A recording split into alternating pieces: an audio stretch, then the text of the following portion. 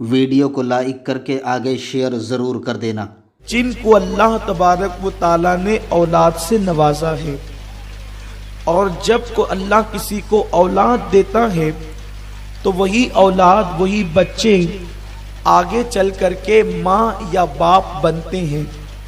और हर बाप की फिक्र ये होती है, हर माँ की फिक्र ये होती है कि मेरी औलाद बिगड़ी हुई न हो, मेरी औलाद गुनहगार न हो।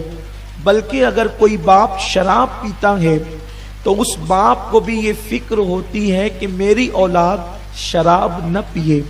अगर कोई बाप सिगरेट पीता है तो उस बाप को भी ये फिक्र होती है कि मेरी औलाद सिगरेट पीने वाली न हो।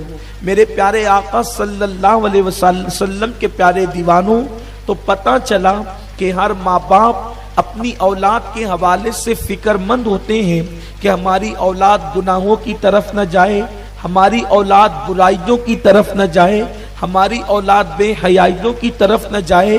और जवान होने के बाद सबसे बड़ी फिक्र औलाद की ये सताती है कि जवान होने के बाद हमारी औलाद हमारी वफादार रहे, हमारी फर्मा बरदार रहे, और वो हमें ले करके चले, हमारे बुढ़ापे में वो हमारी मदद करे, हमारे बुढ़ापे में वो हमारी खिदमत करे, हमारे बुढ़ापे में वो हमसे प्यार करे।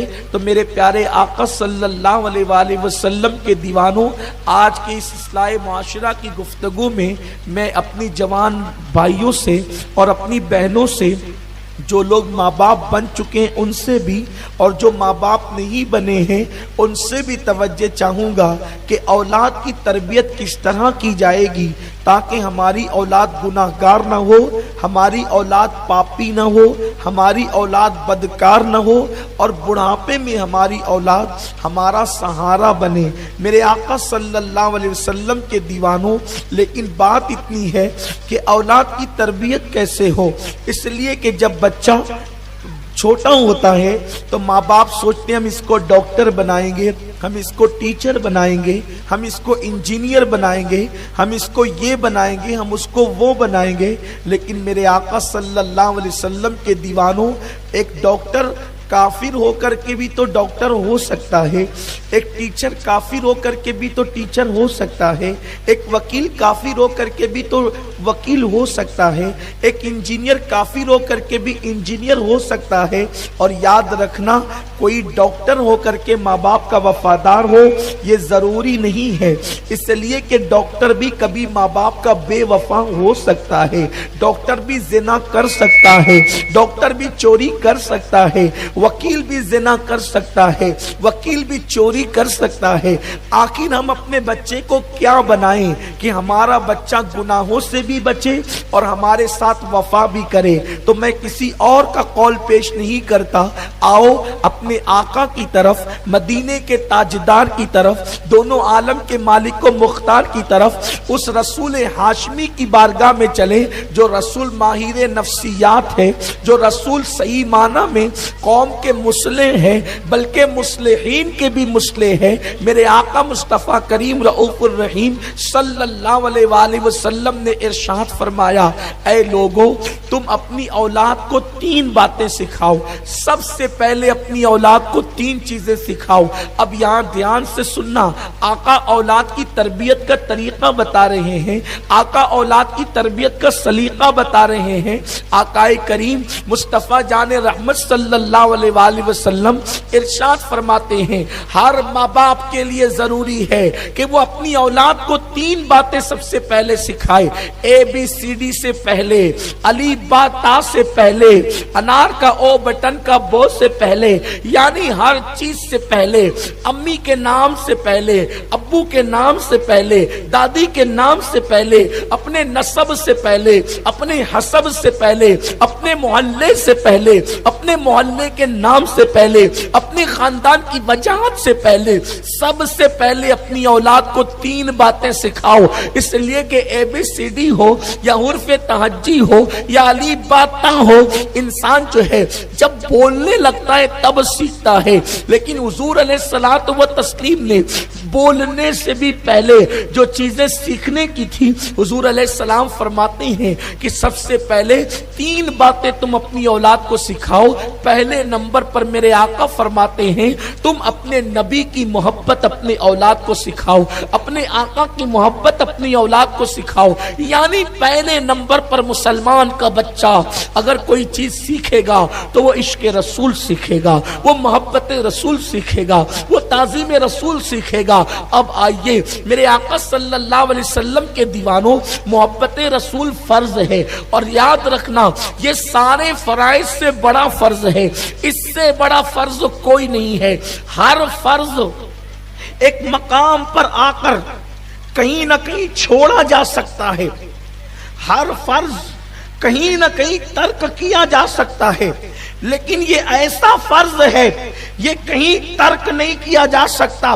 مثال کے طور پر نماز آ گئی، نماز سامنے ہے اور جان کی حفاظت بھی ہے، یعنی کہ مثال کے طور پر آپ نے نماز شروع کی، یہ نماز کیا ہے؟ اہم العبادات ہے، یہ ساری عبادتوں میں سب سے عظیم عبادت ہے، سب سے اہم عبادت ہے۔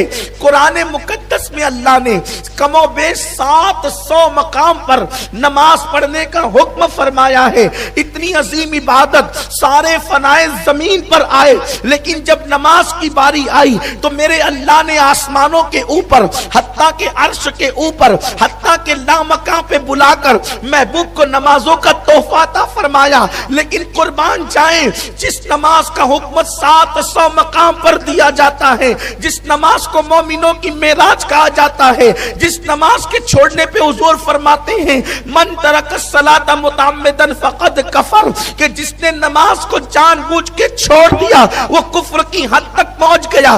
ایسی نماز جس کے سجدے میں جانے کے بعد خدا بندے کے درمیان کے حجابات اٹھ جائیں، وہ نماز جو جنت کی کنجی ہے، وہ نماز جو جنت کی چابی ہے، وہ نماز جو اللہ کے قرب کا ذریعہ ہے، وہ نماز جو مومن کی معراج ہے، وہ نماز جو انسان کو اتنا بلند کرتی ہے کہ نماز کے بعد جب کوئی دعا کرتا ہے اس کی دعا رد نہیں کی جاتی۔ وہ نماز جب انسان نماز میں کھڑا ہوتا ہے تو فرشتے اس کی زیارت کو آتے ہیں، جب انسان نماز میں کھڑا ہوتا ہے اس کے سر پہ نور کا چہرہ، نور کا صحرا سجایا جاتا ہے، جب وہ نماز میں کھڑا ہوتا ہے اس کے سامنے رب کی تجلیات ہوتی ہے۔ لیکن یہ نماز فرض ہے، فرض فرض فرض، لیکن کوئی نماز شروع کیا، نماز شروع کرنے کے بعد کیا دیکھا کہ ایک اندھا جو ہے وہ جا رہا تھا کنویں میں گرنے کے لیے۔ نمازی کو پتا چلا اگر نماز توڑ کر کے اس اندھے کو نہیں بچاؤں گا تو اس کی جان چلی جائے گی، یا اللہ اکبر، سانپ سامنے آ گیا، سانپ ڈس لے گا میری جان چلی جائے گی۔ تو اسلام کہتا ہے اب نماز کو توڑ دے اور اس کی جان بچا لے اور اپنی جان بچا لے۔ پتا چلا جب جان کا معاملہ آیا، جب جان کا معاملہ آیا تو پھر نماز جیسا فرض بھی ظاہری طور پر ترک کر دیا گیا، چھوڑ دیا گیا۔ اسی طریقے سے روزہ فرض ہے، انسان سفر میں ہے، رمضان شریف کا مہینہ ہے، سفر میں روزہ چھوڑنے کی اجازت ہے۔ میرے آقا علیہ السلام کے دیوانوں، بندہ زکات دینے کے قابل ہے لیکن ایسے حالات آ گئے کہ چلو وہ خود بھی سفر میں ہے تو بھی اس کے لیے جو ہے زکات کے معاملات ڈیلے ہو سکتے ہیں۔ یعنی جتنے بھی فرائض ہیں سارے فرائض ڈیلے ہو سکتے ہیں، ہر ایک کے معاملے میں کمپرمائز کیا جا سکتا ہے، ہر ایک کو چھوڑا جا سکتا ہے، ہر ایک کو کہیں نہ کہیں مقام پہ ترک کیا جا سکتا ہے۔ جیسے شرابی کو لے لیجئے، مرنے والا مر رہا ہے، پینے کے لیے پانی نہیں ہے، ایسے موقع پر اگر وہ ایک گھونٹ اتنا پی لے گا اس کا حلق تر ہو جائے گا اور اس کی جان بچ جائے گی، تو اتنی دیر کے لیے اس کو رخصت دے دی جاتی ہے۔ یعنی ہر فرض کو کہیں نہ کہیں کسی نہ کسی مقام پر انسان مجبوری کی بنیاد پر یا کسی بنیاد پر، عذر کی بنیاد پر چھوڑ سکتا ہے۔ لیکن اللہ کی عزت کی قسم، عشق مصطفیٰ ایسا فرائض کا فرض ہے کہ اس کو کہیں چھوڑا نہیں جا سکتا۔ ادھر اس کو چھوڑا ادھر تیرا ایمان بھی چلا گیا۔ اسی لیے آپ دیکھیں ہر فرض کے ساتھ کمپرمائز ہو سکتا ہے، لیکن عشق مصطفیٰ وہ فرض ہے کہ جس کے ساتھ کبھی کمپرمائز نہیں ہو سکتا۔ اسی لیے میرے آقا فرماتے ہیں الا لا ایمان لمن لا محبت لا، آگاہ ہو جاؤ عشق رسول کے بغیر ایمان ہو ہی نہیں سکتا۔ آقا فرماتے ہیں اپنی اولاد کو پہلے محبت رسول سکھاؤ۔ عشق رسول، محبت رسول کیا ہے؟ عشق رسول، اس محبوب کی محبت، اس جانا کی محبت، اس جلوہ جہاں آرا کی محبت، جس کی محبت کسی کو اویس بناتی ہے، اس کی محبت کسی کو بلال بناتی ہے، ان کی محبت کسی کو صدیق اکبر بناتی ہے، ان کی محبت کسی کو فاروق اعظم بناتی ہے، وہ محبت جو گرے ہوئوں کو آسمان کا ستارہ بناتی ہے، وہ محبت جو گمناموں کو نامور کر دیتی ہے۔ ویڈیو اگر اچھا لگا ہو تو لائک کر کے آگے شیئر ضرور کر دینا۔